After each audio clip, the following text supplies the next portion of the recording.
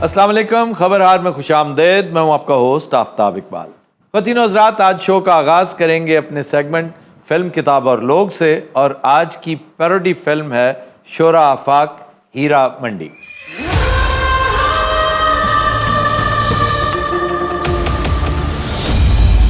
ये दरअसल फिल्म नहीं है बल्कि 8 इक़सात पर मुश्तमिल एक ड्रामा सीरियल है जिसके ऊपर बड़ी लेदे हो रही है, इसलिए कि इसने आते ही जैसे बॉक्स ऑफिस में वक्त डालते हैं, इसने नेटफ्लिक्स को हिला के रख दिया है। ये अब तक की 2 top ranking non English language serials में से एक है। अगर इसको कोई एक प्रोडक्ट बीट करता है नेटफ्लिक्स पर तो वो है दी असुंता केस। ये भी एक इंटरेस्टिंग स्टोरी है लेकिन यकसर मुख्तलिफ। टाइम मिले तो इसे भी देखिएगा, क्राइम थ्रिलर है, दिलचस्प है।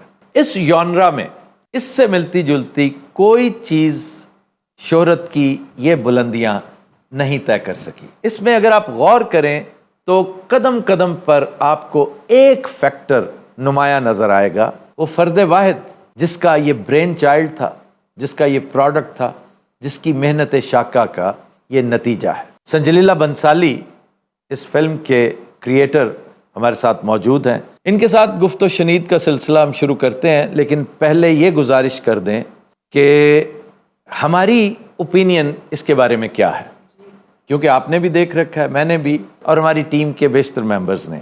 मैं अपनी ओपिनियन सबसे पहले ये दूंगा कि इंतहाई शानदार प्रोडक्शन, और ये कहना मैं समझता हूँ अंडरस्टेटमेंट है कि संजलीला बंसाली की प्रोडक्शन बहुत अच्छी होती, क्योंकि मेरा तो मानना यही था कि संजलीला बंसाली के यहाँ होती ही प्रोडक्शन है, लेकिन इसमें उसकी मेहनत और बहुत कुछ नजर आया। मैं इसी सेट पर बनी हुई गुज़श्ता फिल्म से बिल्कुल मुतासर नहीं था।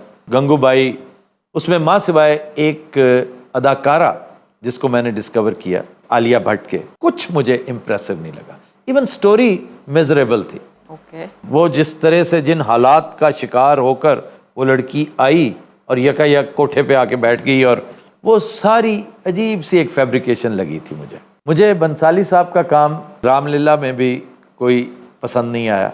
मुझे पद्मावत काफ़ी माठी फिल्म लगी थी। फिर अगर देखा जाए तो ले दे के देवदास एक बड़ी प्रोडक्शन मौसूफ के क्रेडिट पे थी, और उसमें उसने ज़बरदस्ती अपनी काविशों से, अपने आप से, अपनी फ्लेवरिंग से एक घिसे पिटे पुराने अज़कार रफ्ता सब्जेक्ट को कामयाब करवा लिया था। इसमें उन 2 ख़वातीन और एक अदाकार के साथ साथ SRK ऑफ कोर्स, अगर किसी का हाथ था तो वो संजलीला बंसाली था। बहुत खूबसूरत म्यूज़िक था, बहुत खूबसूरत कोरियोग्राफी थी, नहायत शानदार डायलॉग्स थे, कॉस्ट्यूम, एनवायरनमेंट एक्सीलेंट थी, और SRK ने रही सही कसर निकाल दी।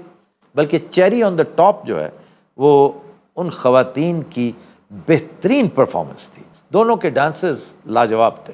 अच्छा, लेकिन एक फिल्म मैं नहीं देख सका जिसे बकौल डॉक्टर साहबा ब्रेक थ्रू कहा जा सकता है। सर, चूँकि सबसे पहले इसकी खामोशी थी, उसके बाद ये सिर्फ असिस्ट किया करता था। जहाँ पर इनको ब्रेक थ्रू मिला, दैट वाज हम दिल दे चुके सनम। हाँ, वो सुना, बड़ी लाजवाब फिल्म थी। सलमान खान, ऐश्वर्या राय और साथ में अजय देवगन।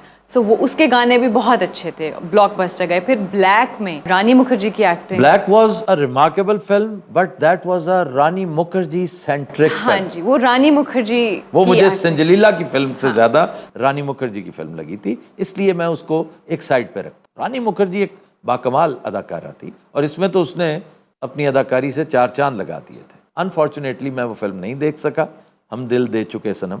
उसका नाम ही बड़ा प्रोजेक्ट सा मुझे लगा था। उस जमाने में बहुत लंबे लंबे नाम हुआ करते थे। उसी दौर की एक फिल्म है जिंदा जला दूंगा, यकीन करें ये नाम था, मैंने देखी नहीं, खुदा न खास्ता। अब आइए हीरा मंडी, डायमंड बाजार। इसमें मैं पर्सनली समझता हूं कि कास्टिंग के मसाइल मौजूद हैं, काफ़ी ज़्यादा गंभीर हैं। फिर कहानी में वो तनव्वो नहीं आ सका क्योंकि एक ही जगह पर फोकस्ड लगती है, जिसमें कोई एडिशनल ट्रैक्स, दिलचस्प ट्रैक्स जो हो सकते थे वो नहीं है। तीसरा, इसका एक लाजमी पहलू कॉमेडी होनी चाहिए थी, क्योंकि इसके साथ साथ पेरिफेरी में बड़ी दिलचस्प, अगर आप देखें उमराव जानदा, दीदार, जी हमारे यहाँ जो अच्छी अच्छी लाइसेंस ये फिल्में बनी हुई हैं, इसमें एक कॉमेडी ट्रैक दिलचस्पी का बायस होता है। वो ना होने के मुतरादिफ है, जो है इंतहाई भोंडा है। मैं उसके डार्कर एस्पेक्ट्स पहले बता दूं, मैं बहुत मायूस हुआ इसके म्यूजिक से। ओए वो सारा जोर उसने कोरियोग्राफी पे लगा के, कॉस्ट्यूम्स पे लगा के, हालांकि मौसूफ का signature, he is basically a musician, लेकिन बहुत निचले लेवल का म्यूजिक है, मुझे पसंद नहीं आया। मेरी ख्वाहिश थी कि वो मुझे पसंद आए। इसके अलावा ये बेहतरीन सीरियल है, आज तक ये तरद्दुद किसी के ख्वाबो ख्याल में भी नहीं आया होगा जो संजलीला ने किया, और वो एक जबरदस्त मुबारकबाद डिजर्व करते हैं। ये कहना कि इसमें आपने हद से ज्यादा मुबालगा आराई की है, तो भाई फिल्म लार्जर देन लाइफ होती है, इसका मतलब ही ये होता है कि इसमें आर्टिस्टिक लाइसेंस आपको इतना होता है। जैसे शायर को रियायत लफ्जी नहीं दी जाती जी, मैं रास्ता था आपने रास्ता कर दिया, भाई ये रियायत लफ्जी के तहत किया हुआ है। सर आप ऑल इन ऑल पसंद करते हैं इसको? बेहतरीन, मैंने कहा है ना कि ये 8 फिल्में एक तरह से अगर देखी जाए ना, जी, तो 8 फिल्मों में अगर नकायस मैंने जो बयान किए हैं बहुत कम है, ये तो बहुत ही कम है। उनको सामने रखते हुए मैं एज अ सीरियल 100 में से 85 मार्क्स दूंगा संजय लीला भंसाली को, और नेटफ्लिक्स को मुबारकबाद दूंगा कि उसने एक बहुत बड़ा प्रोडक्ट, लुत्फ आ गया देखकर। मैंने तो क्रिटिकली देखना था, इसलिए मैं थोड़ा सा बोर भी हुआ हूं, क्योंकि मैंने कुछ नोट्स भी लेने थे, कुछ चीज़ें ऐसी थी जो बहुत बेहतर हो सकती थी, उससे अगर बाहर निकल के मौसूफ काम करते तो बड़ा कुछ और भी कर सकते थे, लेकिन वो इनका सब्जेक्ट नहीं होता ना, उसमें बड़ी बड़ी नथलियाँ नहीं हैं, बड़े बड़े ज्वेलरी, बड़े बड़े कॉस्ट्यूम्स नहीं हैं। तो हमारे साथ ख्वातीनो हज़रात मौजूद हैं डमी म्यूजियम से आए संजय लीला भंसाली। मैं इन्हें पेश करने से पहले असली भंसाली साहब से और उसके बाद अपनी ऑडियंस से पेश की माजरत करता हूँ। क्यों जी माजरत वाली केड़ी गल है, मेरी लत है नहीं। ओए क्यों जी? इसका जवाब यही था, क्यों जी? कमाल है यार, ਤੁਹਾਡੀ भी समझ नहीं आती, तुसी बंदे नूं बंदा ही नहीं समझते। भाई मैं तो अर्ज कर रहा हूँ संजय लीला भंसाली का मैं बड़ा फैन बन गया हूँ, लेकिन असली संजय लीला का नहीं तो मैं लंडे दा वां। एक तरह से डमी म्यूजियम जो है वो लंडा म्यूजियम ही है। तो चलिए आपसे गुफ्त शनीद शुरू करते हैं जी कि ये OTT पे जाने का ख्याल कैसे आया? ਉਹ ਯਾਰ ਫਿਲਮ ਹੀ ਇੰਨੀ ਲੰਮੀ ਸੀ, ਮੈਂ ਹੋਰ ਕੀ ਕਰਦਾ। ਇਹ ਤੈਨੂੰ ਪਤਾ 20-25 ਘੰਟਿਆਂ ਦੀ ਸੀ, ਹਜੇ ਤਾਂ ਮੈਂ ਛੋਟੀ ਕਰਕੇ 8 ਕਿਸ਼ਤਾਂ ਬਣਾਈਆਂ ਇਹਦੀਆਂ। अच्छा, इसे देखकर यूं लगता है जैसे एक इरोटिका है। ਇਹ ਕੀ ਯਾਰ ਆਊਟਕਾ? इरोटिका मतलब कि जिनसियत के अलावा और कुछ है ही नहीं इसमें। कदम कदम पर नथ का तज़किरा, नथ नथ नथ। मैं तो हैरान रह गया हूं कि इतना ज्यादा नथ का इस्तेमाल मेरा ख्याल है आज तक हीरा मंडी में नहीं हुआ होगा जितना आपने इन 8 किस्तों में कर दिया है। ਭਾਈਜਾਨ ਗੱਲ ਸੁਣੋ, ਜੇ ਹੀਰਾ ਮੰਡੀ ਦੇ ਵਿੱਚ ਨੱਥ ਦਾ ਜ਼ਿਕਰ ਨਹੀਂ ਹੋਊਗਾ ਤੇ ਹੋਰ ਕੀ ਹੋਊ ਬਈ? नहीं, और भी बहुत कुछ है। नहीं नहीं, ये क्या कदम कदम पर नथ उतरवाई, नथ उतरवाई, नथ उतरवाई, मुझे बहुत फजूल लगा ये। ਅੱਛਾ ਐਂ ਦਾ ਜਿਹੜਾ ਸੀਰੀਅਲ ਬਣਾਵਾਂਗਾ ਨਾ, ਉਹਦਾ ਨਾਮ ਮੈਂ ਗਰਮ ਹਮਾਮ ਰੱਖਾਂਗਾ। ਠੀਕ क्या? ਗਰਮ ਹਮਾਮ। ਉਹਦੇ ਚ ਹੋਏਗੀ ਕਦਮ ਕਦਮ ਤੇ ਚੰਡ ਉਤਰਵਾਈ। ये क्या चैनल? ਚੰਡ ਬਚਪਨ ਦੇ ਵਿੱਚ ਲੈਂਦੀ ਨਹੀਂ ਚੰਡ, ਪਹਿਲੀ ਚੰਡ ਜਿਹੜਾ ਲਾਉਣ ਵਾਲਾ ਪੈਸੇ ਬਹੁਤ ਲੈਂਦਾ। ਤੁਸੀਂ ਨਹੀਂ ਲਵਾਈ ਚੰਡ? ਤੂੰ ਤਾਂ ਦਿਲ ਕਰੇ ਉਹਦੀ ਲਾਤੀ ਹੋਵੇ।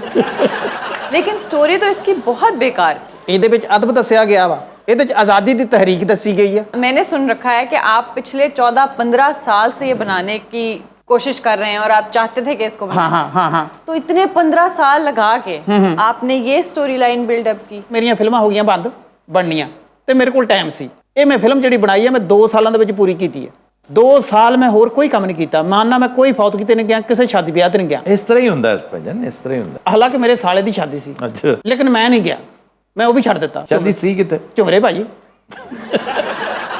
ਮੈਂ ਜਦੋਂ ਦੀ ਹੋਸ਼ ਸੰਭਾਲੀ ਹੈ ਨਾ, ਮੇਰੇ ਦਿਮਾਗ 'ਚ ਇੱਕੋ ਹੀ ਨਾਂ ਗੂੰਜਦਾ ਹੁੰਦਾ ਸੀ। हीरा मंडी ਜੀ की वजह की? ਬਸ ਹਾਜਤਮੰਦੀ, ਹੋਰ ਕੀ? आप भी हाजतमंद थे। ਨਹੀਂ ਹੋਰ ਤੈਨੂੰ ਮੈਂ ਅਨਜੀਰੀਅਨ ਨਜ਼ਰ ਆਉਣਾ।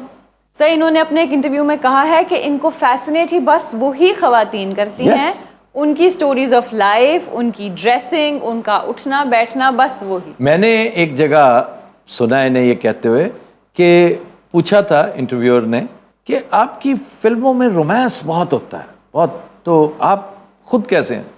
कहने लगे कि मेरी लाइफ में रोमांस है ही नहीं सिरे से।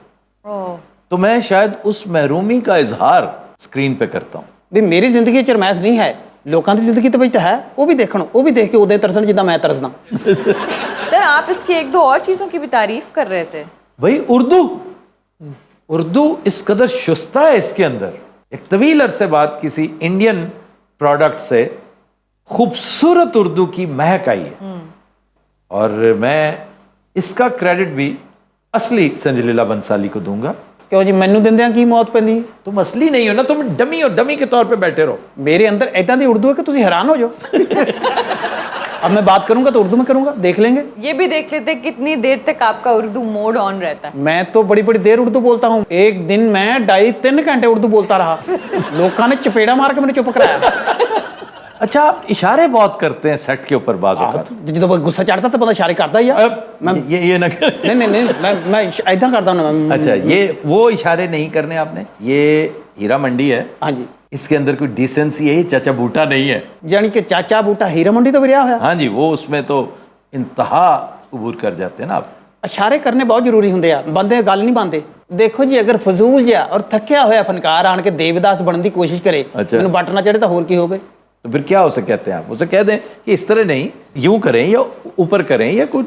ਇਹ ਨਹੀਂ ਤਰੀਕਾ ਮੈਨੂੰ ਆਉਂਦਾ। ਮੈਂ ਕੋਈ ਸਾਊਂਡ ਰਿਕਾਰਡਰ ਨਹੀਂ ਹੈ ਵੀ ਆਹ ਕਰਦੇ ਇੱਥੇ ਤੱਕ ਥੱਲੇ ਕਰਦੇ ਉੱਤੇ ਕਰਦੇ ਥੱਲੇ ਕਰਦੇ ਉੱਤੇ ਕਰਦੇ, ਨਹੀਂ। ਮੈਂ ਤਾਂ ਸਿੱਧੀ ਤਰ੍ਹਾਂ ਅਗਲੇ ਨੂੰ ਕਹਿਣਾ, ਚੱਲ ਬਈ ਹੁਣ ਦੱਸ।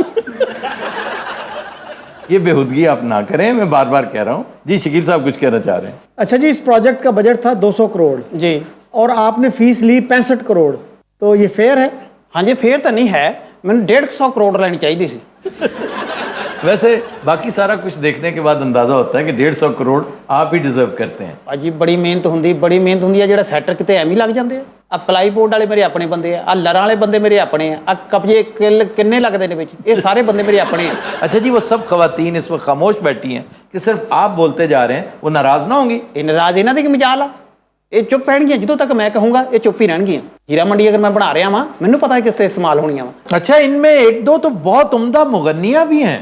ਸਾਰੀਆਂ ਇੱਕ ਤੋਂ ਇੱਕ ਵੱਧ ਨੇ। नहीं तो क्या वजह क्या है? ਬਈ ਬਤਕ ਦੇ ਬੱਚੇ ਆ, ਤਰਨਗੇ ਨਹੀਂ ਤਾਂ ਹੋਰ ਕੀ ਕਰਨਗੇ। यार क्या लॉजिक है।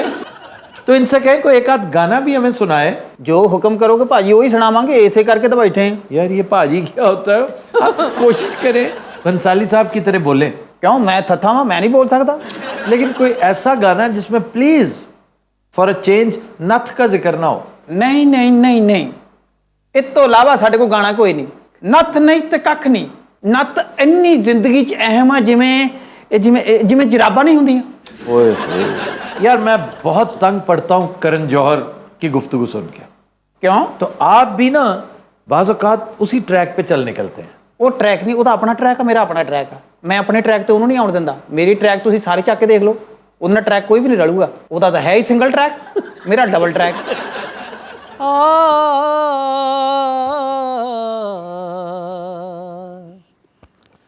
नथ उतरने का सबब याद आया, नथ उतरने का सबब याद आया, वो नई कार थी अब याद आया, वो नई कार थी। नथ उतरने का सबब याद आया, वो नई कार थी अब याद आया, नथ उतरने का सबब याद आया।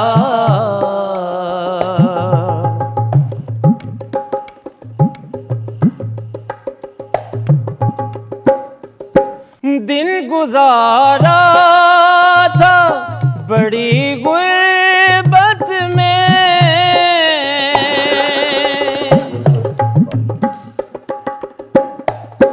दिन गुजारा था बड़ी गुर्बत में, फिर तेरा लिफाफाए शब याद आया, फिर तेरा लिफाफाए शब याद आया, वो नई कार थी अब याद आया, नथ उतरने का सबब याद आया। काफी वाहियात पोएट्री नहीं है एज यूजुअल जैसी आपने। ਇਹ ਵਾहियत लग रही तो अब गुजारा नहीं मुमकिन है दोस्त,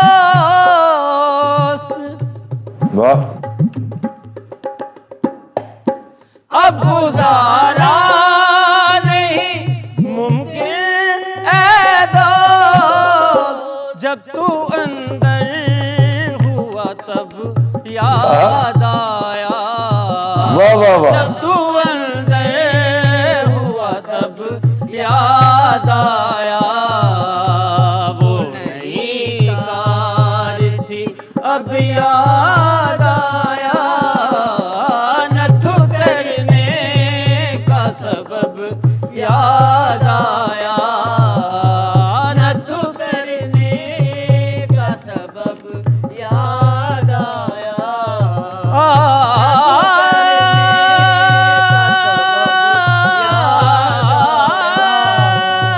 नथ उतरने का सबब याद आया, नथ उतरने का सबब याद आया।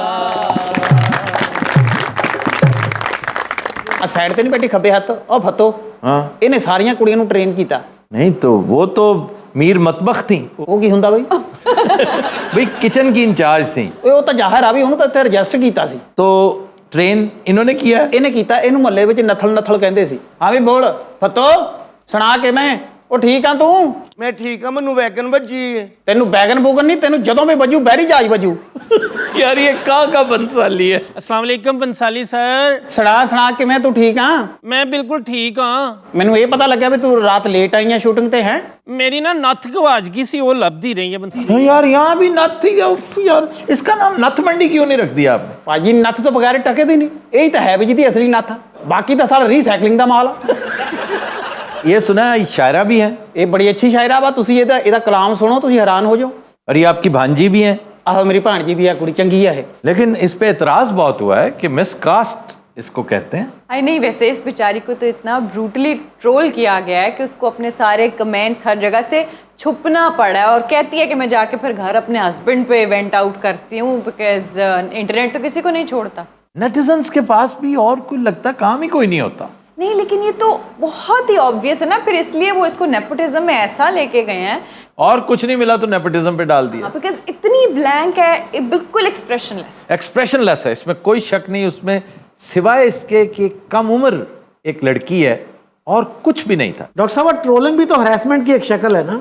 जी जी इसमें कोई शक नहीं, लेकिन आप मौका देंगे तो कोई ट्रोलिंग करेगा ना, आप मौका ही ना दें। नाले 16 एडिशन दिते ने मैं डॉक्टर साहिबा, ਤੁਹਾਨੂੰ पता नहीं। 17 ऑडिशंस दिए थे और ये रिजल्ट है। और 1 साल तैयारी की थी, लेकिन वैसे सर ये जो हमारे यहाँ आई हैं तो बहुत प्यारी हैं। वो तो फिर अपनी है ना। ਯਾਰ ਮੇਰੀ ਗੱਲ ਸੁਣੋ, ਮੈਂ ਹੀਰਾ ਮੰਡੀ ਪਾਰਟ 2 ਬਣਾਉਣੀ ਆ। अच्छा ਮੈਂ ਇੱਥੋਂ ਦਾ ਸਾਰਾ ਸਮਾਨ ਚੱਕ ਕੇ ਲੈ ਜਾਣਾ, सामान से मुराद? ਖਾਸ ਤੌਰ ਤੇ ਆ ਕੁੜੀਆਂ ਜਿਹੜੀਆਂ ਬੈਠੀਆਂ। ਐਵੇਂ ਚੁੱਕ ਕੇ ਲੈ ਜਾਣੀਆਂ, ਕਿੰਨੇ ਕਿਹਾ ਤੈਨੂੰ ਚੁੱਕ ਕੇ ਲੈ ਜਾਣੀਆਂ? ਆਫੀ ਜੀ ਤੁਸੀਂ ਸਾਨੂੰ ਚੁੱਕਣ ਦਿਓਗੇ ਇਹਨਾਂ ਨੂੰ? भाई डायरेक्टर वो है। ਤੇ ਤੁਸੀਂ ਇੱਥੇ ਬੱਤੀ ਠੀਕ ਕਰਨ ਆਏ हो? नहीं मैं तो इंटरव्यू लेने आया हूँ ना उनका। जी आफी जी हमारा भी इंटरव्यू लें, हम तो बेताब बैठी हुई हैं आपके लिए, हमें तो शेर भी इतने आते हैं, आपको पता है। अच्छा आपने एक नियाजी शायर का बड़ा जिक्र किया है, वो कौन था? ਉਹ ਹੋਰ ਨਿਆਜ਼ੀ ਆ, ਉਹ ਤੁਹਾਡੇ ਵਾਲਾ ਨਹੀਂ ਆ ਨਿਆਜ਼ੀ, ਉਹ ਤੇ ਅੱਲਾ ਮਾਫ ਕਰੇ ਬਾਉਂਸਰ ਹੀ ਬੜੇ ਮਾਰਦਾ। अच्छा उस नियाजी का पता है आपको? ਓਏ ਉਹਦਾ ਤੇ ਉਹਨਾਂ ਨੂੰ ਵੀ ਪਤਾ ਲੱਗ ਗਿਆ ਜਿਨ੍ਹਾਂ ਨੂੰ ਨਹੀਂ ਸੀ ਪਤਾ। क्यों जी ਤੁਹਾਨੂੰ पता सी? ਮੈਨੂੰ ਨਹੀਂ ਸੀ ਪਤਾ, ਪਰ ਅੱਜ ਕੱਲ ਲੱਗ ਗਿਆ ਪਤਾ ਮੈਨੂੰ। अच्छा जी मैं ये बता दूं कि ये कैरेक्टर जो इनकी भांजी प्ले कर रही हैं वो आलमजेब है, वो शारमीन सहगल या शर्मीन सहगल, तो शारमीन है कि शर्मीन है? ਇਹ ਹੈਗਾ ਸ਼ਰਮੀਨ ਹੀ ਹੈ, ਆਪਣੇ ਆਪ ਨੂੰ ਸ਼ਾਰਮੀਨ ਕਹਿ ਕੇ ਨਾ ਬਹੁਤ ਚਲਾਕ ਬਣਨ ਦੀ ਕੋਸ਼ਿਸ਼ ਕਰਦੀ ਹੈ। मलका जान जो परफॉर्मेंस के हवाले से नंबर 1 है। बेस्ट, हाँ जी। मैं सबसे ज़्यादा मुतासर अगर किसी फ़र्द वाहिद की परफॉर्मेंस से हुआ हूँ ऑन स्क्रीन तो वो none other than Manisha Koirala है। और मैं समझता हूँ कि लव स्टोरी 1942 से कुछ 200 गुना ज़्यादा अच्छी परफॉर्मेंस मौसूफा ने इसमें दी है। तो अब हम चलते हैं डिसेंसी और नफासत का पैकर मलका जान की तरफ। ਹਾਏ ਅੱਲਾ ਤੁਹਾਨੂੰ ਯਾਦ ਆ ਗਈ ਹੈ ਮੇਰੀ ਉਦੋਂ ਦੀ ਉਹ ਕਲੈਣੀ ਜਾਈ ਤੇ ਮਗਰ ਪਏ ਹੋਏ ਹੋ ਮੇਨ ਤੇ मैं गई ਹਾਂ ਮੇਰੇ ਵੱਲ ਤੁਹਾਡਾ ਧਿਆਨ नहीं जा रहा आपको चाहिए तो सबसे पहले इंट्रोडक्शन मेरा देते आपने ये पंसारी बिठाया हुआ उसने भी मेरे साथ सलाम दुआ नहीं ली कौन बिठाया? पंसारी जलीला पंसारी। ये है आपकी डिसेंसी का पैकर। अच्छा ये साथ जो बैठी हैं खुश शक्ल खातून ये नहीं बोल रही। मैंने देखे आप मेरी तरफ ध्यान ही नहीं दे रहे। जी मैं तो दे रहा हूँ ध्यान लेकिन बारी बारी होता है ना। ਕਿਹੜਾ ਵਾਰੀ-ਵਾਰੀ ਹੁੰਦਾ ਜਵਾਨਾ ਮੈਂ ਵੀ ਇੱਥੇ ਹੀ ਬੈਠਾ ਮੈਂ ਜਦੋਂ ਪਹਿਲੀ ਵਾਰੀ ਹੀਰਾ ਮੰਡੀ ਵੇਖੀ ਹੈ ਮੈਂ ਤੇ ਆਸ਼ਸ਼ ਕਰ ਬੈਠਾ ਇਹ ਸਾਲਾ ਜੰਮਿਆ ਹੀ ਇੱਥੇ ਸੀ सारे अजाब ते फरंगे आसफिया तक नसी महदूद। नहीं हर जगह पे होता है। लेके जाएगा तू बेफिक्र हो या समाना की ना है तेरा ਮੈਨੂੰ ਅੱਛੀ ਤਰ੍ਹਾਂ ਯਾਦ ਹੈ ਇੱਕ ਵਾਰੀ ਮੈਂ ਮੌਤ ਦੇ ਖੂਹ ਤੇ ਗਈ ਉੱਥੇ ਗੁਆਚ ਗਈ ਮੇਰੇ ਮਾਮਾ ਜੀ ਮੈਨੂੰ ਲੱਭਦੇ ਰਹਿ ਸਮਝ ਨਾ ਆਵੇ ਮੈਂ ਗੋਲਿਆਂ ਵਾਲੇ ਕੋਲ ਚਲੀ ਗਈ ਉੱਥੇ 7 ਰੰਗਾ ਗੋਲਾ ਬਣਵਾ ਕੇ ਖਾ ਰਹੀ ਸੀ ਕੀ ਮਜ਼ਾ ਆਇਆ ਗਰਮੀ 'ਚ ਗੋਲਾ ਖਾਣ ਦਾ ਗਰਮੀ 'ਚ ਗੋਲਾ ਖਾਣਾ ਚਾਹੀਦਾ ਹੈ 7 ਰੰਗਾ ਕੀ ਹੋਇਆ ਗੋਲਾ ਖਾ ਰਹੀ ਸੀ मैं क्या हफ्ता पे टेक्नोलॉजी तो ऐसे खच्चर दी वजह तो लई है एडी महंगी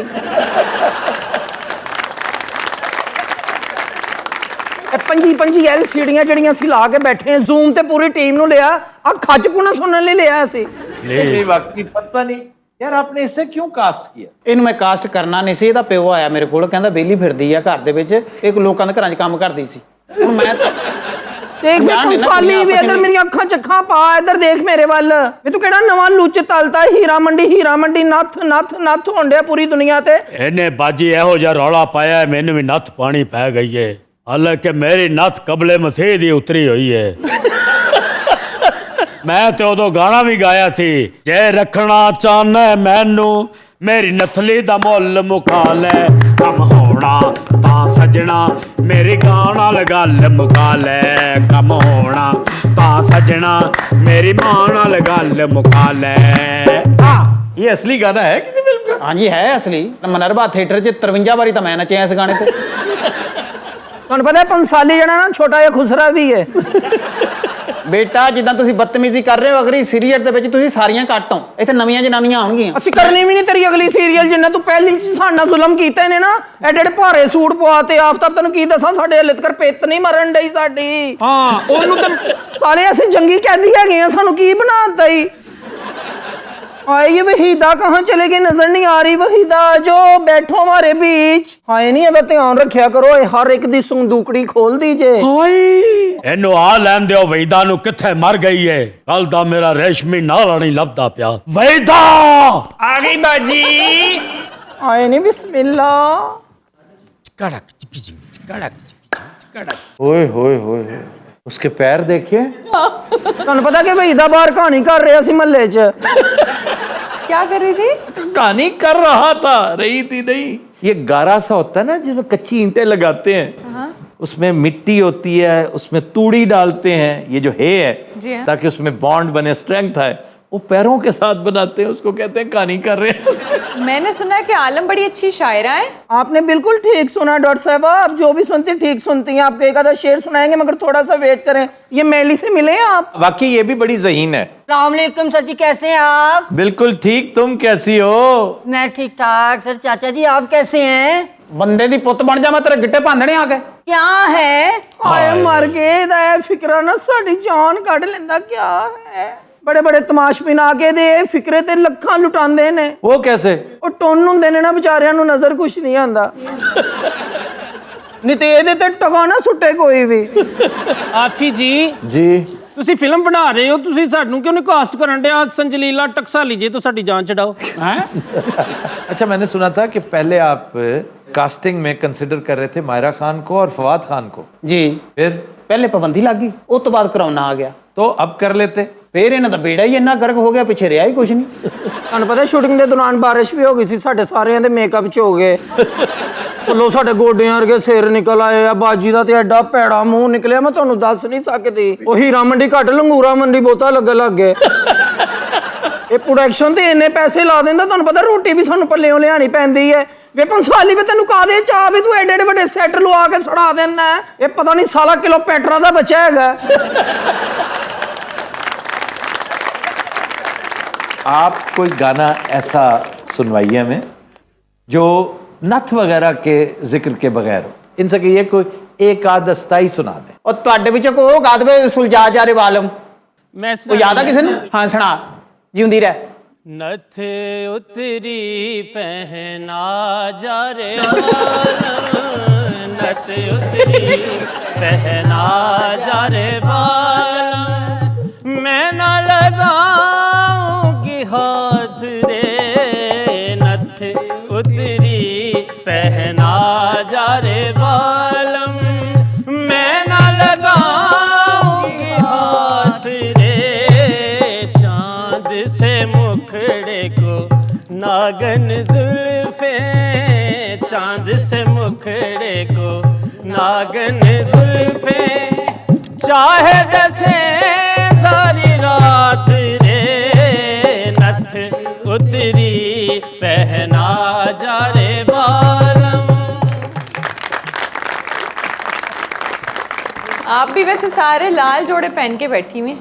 ਲਾਲ ਜੋੜੇ ਤੇਰੇ ਪੰਸਾਲੀ ਨੂੰ ਪਈ ਇੱਕੋ ਜਿਹੇ ਕੱਪੜੇ ਪਾਓ, ਪਤਾ ਨਹੀਂ ਅਸੀਂ ਗੁਆਚ ਜਾਂਦੀਆਂ। ਮੇਰੇ ਸ਼ਾਟ ਦੀ ਰਿਕੁਆਇਰਮੈਂਟ ਹੈ, ਮੈਂ ਸਾਰੀਆਂ ਲੜਕੀਆਂ ਇੱਕੋ ਜੋੜੇ 'ਚ ਦੇਖਣਾ ਚਾਹੁੰਦਾ। ਇਹ ਮੈਂ ਸਾਰੇ ਇੱਕੋ ਰੰਗ ਦਾ ਤਾਂ ਬਣਵਾਇਆ, ਇੱਕ ਤਾਂ ਕੱਪੜਾ ਸਸਤਾ ਪੈ ਜਾਂਦਾ, ਇੱਕੋ ਰੰਗ ਦਾ ਥਾਂ ਲਿਆ ਕੇ ਬਣਾ ਦਿੱਤੀ ਹੈ। ਪਤਾ ਕੱਲਾ ਕੱਲਾ ਸੂਟ ਲਿਆਉਣਾ ਮਹਿੰਗਾ ਬਹੁਤ ਪੈਂਦਾ ਭਾਈ। मैंने सुना है एक एक लड़की को आपने 40-40 किलो का आउटफिट पहनाया है। ਮੈਂ ਇਹ ਤੋਂ ਵੀ ਵੱਧ ਪਾਉਣਾ ਸੀ। ਮੈਂ ਕਿਹਾ ਵੀ ਪੈਸੇ ਲੈਂਦੀਆਂ ਮਿਹਨਤ ਕਰਨ। मतलब देखिए नाजुक अंदाम सी लड़कियां हैं, कितना कितना उनके ऊपर लाद दिया है। ਮੈਂ ਤੇ ਹੋਰ ਕੀ ਮੈਂ ਜੌਨ ਸੀ ਨਾ ਕਾਸਟ ਕਰ ਲੈਂਦਾ। बोलता बहुत है भैया। असली बंसाली साहब बड़े धीमे लहजे में सुलझा हुआ बोलते हैं, और ये ਭਾਈ ਯਾਰ ਆਉਣ ਵਾਲੇ ਵਕਤ ਦਾ ਬਸਾਲੀ ਜਿਹੜਾ ਵਾ ਜ਼ਿਆਦਾ बसाली। ਜ਼ਿਆਦਾ ਗੱਲਾਂ ਕਰਨ ਵਾਲਾ ਜਿਹੜਾ ਵਾ ਬੰਦਾ, ਤੁਹਾਨੂੰ ਪਤਾ ਵੀ ਉਹ ਹਿੱਟ ਆ। शकील साहब, इस प्रोडक्शन पे आपको कोई एतराज, एनीथिंग? इस पे लोग कहते हैं जी कि इन्होंने बहुत एग्जैजरेट किया है और लाहौर को गलत तरीके से दिखाया है। गलत तरीके से मुराद मतलब फैक्चुअल इनएक्यूरेसीज हैं इसमें। जिस तरह इन्होंने उस दौर की मुस्लिम अशराफिया को ब्लैक पेंट किया है ना, उसमें एक अजीब सा बायस नजर आ रहा है। अब उसकी वजह मैं डिटेल में नहीं जाता कि गुजरात से उसका क्या ताल्लुक है, लेकिन बहरहाल वो नजर आता है। इसमें भी कोई शक नहीं कि उस दौर में गंदे अंडे भी थे हमारी अशराफिया में, बल्कि कूट कूट के भरे हुए थे। हर दौर में होता हर दौर में रहते हैं, लेकिन आपने जो ओवरऑल व्यू दिया ना, आपको एक आध कैरेक्टर अशराफिया का पॉजिटिव दिखाना चाहिए था। वो नौजवान जो आपने दिखाया, वो जो वलायत पास आया वापस, उसका बाप इतना बेगैरत था, मीर सादिक मीर जाफर टाइप कैरेक्टर, कि उसने बेटे की जान ले ली अपनी इस जलालत की वजह से, अपनी कमीनगी, तंग नजरी और संगदिली की वजह से। कि वो शादी करना चाह रहा था इस लड़की के साथ, उसने सबटाज किया, मुखबरी कर दी, पकड़वा दिया और टॉर्चर में मारा गया। जी। कितना कीमती आदमी था वो। ये अलग बात है कि वो बेचारा अदाकार बस वाजबी सही था। मैं बहुत हैरान हुआ उसकी अदाकारी देखकर, और उसके मुकाबिल जो ये क्या थी, जेब क्या थी, आलमजेब। आलमजेब, ओहो, आलमजेब ने तो सत्यानाश किया है। अदाकारी उसे सीखनी चाहिए, 12 सीख के करेगी तो बेहतर करेगी। एक तो ये होगी ना मिसकास्टिंग, दोनों एक कैटेगरी में आते हैं। दूसरी कौन सी थी आपके ख्याल? ਤੁਹਾਨੂੰ ਇੱਕ ਵੀ ਨਹੀਂ नजर आऊ? नहीं, कोई एक आध। आपने गौर किया है कि वो जो अपनी तरफ से वो एक कॉमेडिक कैरेक्टर था, वो जो एक पिम्प सा होता है ना वहां जी पे, हाँ।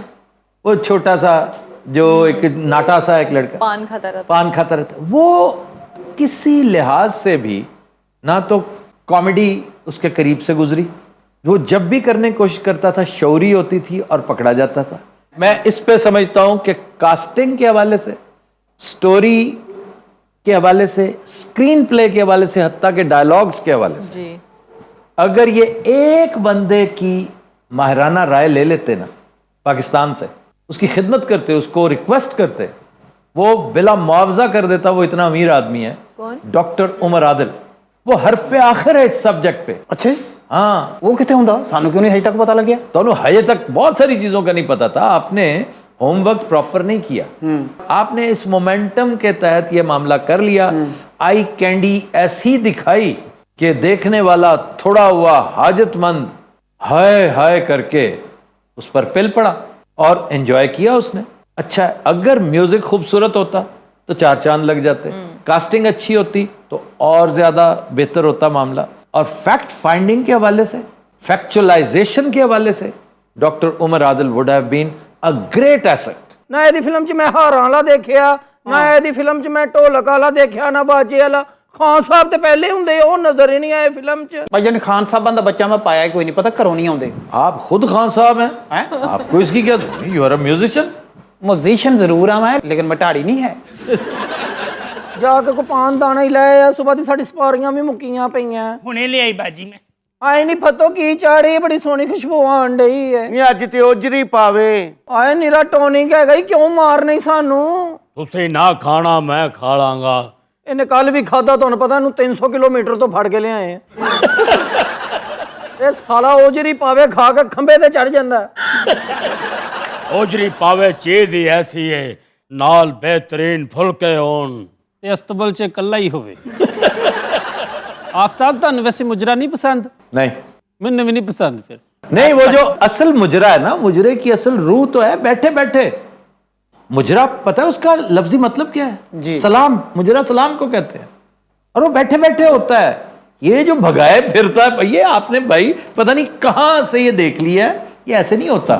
जिसको ये बैठवां डांस कहते हैं ना, बैठवां डांस, उसकी तौहीन करते हैं। एक्चुअली ये बैठवां ही होता है, सोबर होता है, डिसेंट होता है। वो कथक है जो उठ के अपना वो सारा सिलसिला। अब तो जो वाहियातियां देखने को मिलती हैं और जो इनके डायलॉग्स में, जी मसलन बार बार मैं कह चुका हूं कि नथ का जो इस्तेमाल और इस तरह के डायलॉग्स हैं, वो मैं समझता हूं ऑब्सीनली एम्बैरेसिंग कर दिए। ਤੈਨੂੰ ਕੀ ਪਤਾ ਹੋਵੇ ਉੱਥੇ ਦਿਨ ਕਿਵੇਂ ਚੜਦਾ ਹੈ।